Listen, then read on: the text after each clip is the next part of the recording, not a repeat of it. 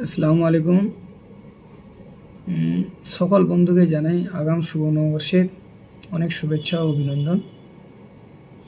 কিছুদিন আগে সংসদে যে ওয়াকফ বিল পাস হয়েছে আপনাদের সকলেরই জানা। তো সেই বিলে যে সংসদে পাস হয়েছে, পাস হওয়ার ফলে একটি সম্প্রদায়ের মধ্যে বিলটা সম্ভবত মুসলিম সম্প্রদায়ের ক্ষেত্রে বিভিন্ন যে ওয়াকফ বোর্ডের সম্পত্তি রয়েছে সেই পারপাসের বিলটা রয়েছে। তাদের যে সম্পত্তি রয়েছে সারা ভারতবর্ষ জুড়ে 9 লক্ষ কত একর হবে সম্ভবত, সেটার উপরে সরকার একটা বিল এনেছে, যাতে সেই পক্ষের কিছুটা সমস্যা দেখা দিচ্ছে। তার ফলে ভারতবর্ষের বিভিন্ন জায়গায় আন্দোলন হচ্ছে, বিভিন্ন শহরে হচ্ছে।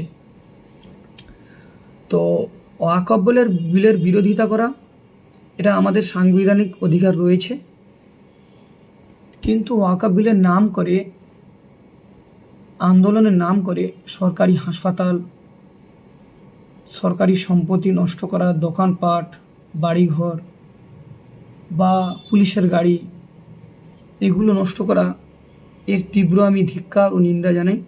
কারণ এগুলো আমাদের কষ্টের টাকা, আমাদের করের টাকা দিয়ে এগুলো সব কেনা হয়েছে।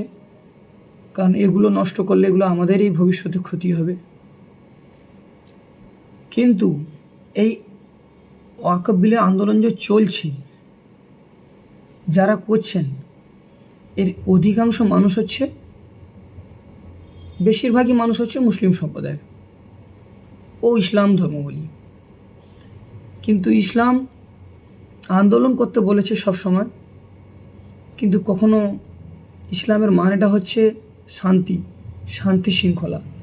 আমরা শান্তি শৃঙ্খলা বজায় রেখে আন্দোলন করব, প্রতিবাদ জানাবো, কিন্তু আমরা সেইভাবে করছি না। আমরা অনেক সহ্য করেছি, আপনাদের সকলেরই জানা রয়েছে।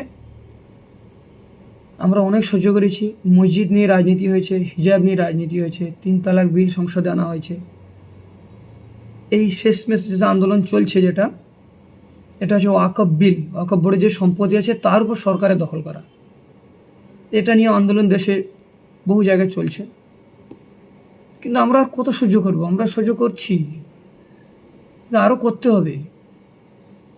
কারণ আমাদের এই দেশে থাকতে হবে। আমরা ভারতীয়, আমরা গর্ববোধ করি যে আমরা ভারতীয় একজন মুসলিম। ভারতীয় যে মুসলিমের জনসংখ্যা রয়েছে পৃথিবীতে দ্বিতীয়, প্রথমে রয়েছে ইন্দোনেশিয়া, আর ভারতে রয়েছে দ্বিতীয় স্থানে সম্ভবত রয়েছে। কিন্তু আমাদের যে সরকার, কেন্দ্রীয় সরকার রয়েছে, তিনি 140 কোটি মানুষের কথা ভাবে না। সে মানুষের আগের থেকে আমাদের ভারতবর্ষ জিডিপি নেমেছে। এক সময় ছিল চীন ভারতীয় প্রায় কাছাকাছি ছিল, আজকে তারা অনেকটা এগিয়ে গেছে, আমরা পিছিয়ে পড়ছি। আপনারা একটু ভাবুন, আজকে 100 জন মানুষের কাছে যদি মোবাইল থাকে, তার 95টা মোবাইল হচ্ছে চীন থেকে আমাদের কেনা। তা আর আমাদের ইন্ডিয়ার হয়তো সম্ভবত বা অন্য অন্য দেশে 5খানা থাকে। তাহলে তারা কতটা এগিয়ে যাচ্ছে। আর আজকে আমরা শুধু দেশে বিভিন্ন সাম্প্রদায়িক সমস্যার মাধ্যমে, ভেদাভেদের মাধ্যমে আমরা শুধু এইগুলোই সমস্যা মেটাতে আছি।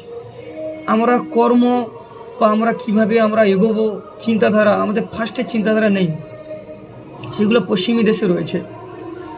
তো যাই হোক, সেটা সরকারের ব্যাপার, কিন্তু আমাদেরকে এই জায়গায় সমস্ত সব ভুলে মানবতার স্বার্থে এক হয়ে সুষ্ঠু প্রতিবাদ জানাতে আমাদের হবে। কারণ আপনারা সবাই জানেন, প্রতিনিয়ত একটি রাজনৈতিক দল, একটি সংগঠন বাংলা সহ পুরো দেশকে একটা সাম্প্রদায়িক দাঙ্গা চালানোর চেষ্টা করছে। কিন্তু সেইটাকে আমরা বর্জন করে এই প্রতিবাদে আসতে হবে, সবাইকে এক হতে হবে, একতার সঙ্গে থাকতে হবে। কারণ আমরা স্বাধীনতার পর থেকে আমরা একসঙ্গে বসবাস করেছি, একসঙ্গে খাওয়া দাওয়া করেছি, একসঙ্গে রোজগার করেছি।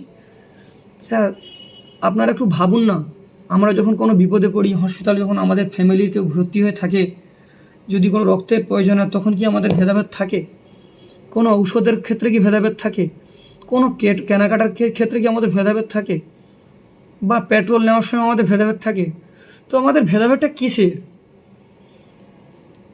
এত বড় দেশ রয়েছে, সব ধর্মের মানুষ থাকবে, হিন্দু, মুসলিম, শিখ, ইসাই, জৈন, শিখ, পার্সি, বৌদ্ধ সমস্ত থাকবে। কারণ তবে তো আমাদের তো যখন স্বাধীনতার পরে আমাদের একটা জাতীয় সঙ্গীতের সঙ্গে একটা ভাষা ছিল, নানা ভাষা, নানা মত, নানা পরিধান, বিবিধের মাঝে মিলন মহান। কিন্তু আজকে আমরা সে জায়গায় নেই। আজকে সম্পূর্ণ আমরা অন্য জায়গায় আছি।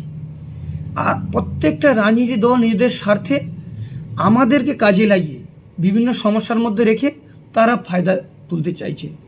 তো সেই জায়গা থেকে আমি আপনাদের হাত জোড়ো করে অনুরোধ করছি, আপনারা সুবুদ্ধি সম্পন্ন জনগণ মানুষ, আর বিশেষ করে বাঙালি খুবই বুদ্ধিমান।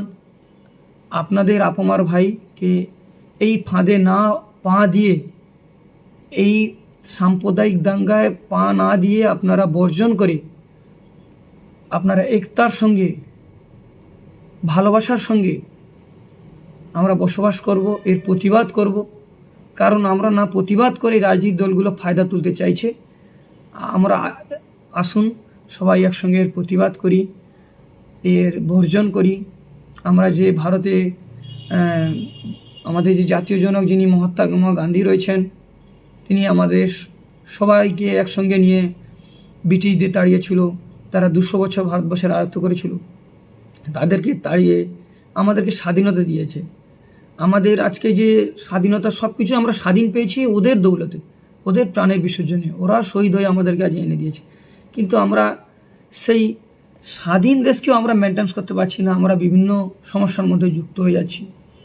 তাই পুনরায় আপনাদের কাছে আমি আরও অনুরোধ করছি যে আপনারা সবাই মানবতার স্বার্থে, ভাইচারার স্বার্থে, সম্পত্তির স্বার্থে আপনারা এক হয়ে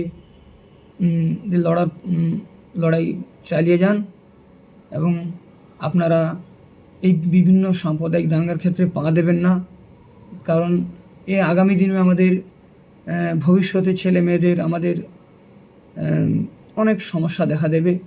আমরা এক হয়ে এক লড়ি, এই বলে আজকে আমি আমার এই ক্ষুদ্র লাইভ আমি শেষ করছি।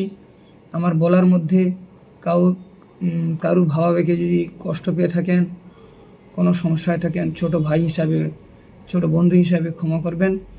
জয় হিন্দ, জয় বাংলা, হিন্দুস্তান জিন্দাবাদ, একতা জিন্দাবাদ।